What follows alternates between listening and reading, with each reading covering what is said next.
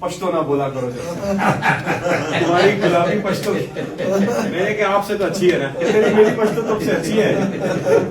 میں نے کہا کمال ہے. خان صاحب کو پشتو آتی ہے سر؟ سمجھ لیتے ہیں. سمجھ لیتے ہیں.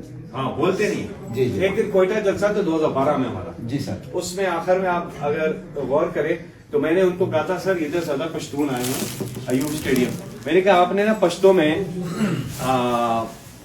کچھ بولنا ہے. تو وہ تقریر شروع کر اچھا وہ بولنے کا تھا بخیر راگلے. اب بخیر آپ شروع میں بولتے ہیں. جی جی. تو خان صاحب شاید بھول گئے. تو آخر میں اس کے ساتھ قاسم سوری کھڑا تھا تو میں نے یاد کیا میں کہتا پشتو پشتو. وہ کلپ بھی ہے اس پہ یوٹیوب پر. تو خان صاحب کہتے ہیں اب تقریر ختم کر دی نا تو کہتے ہیں بخیر راگلے. میں نے کہا بولنا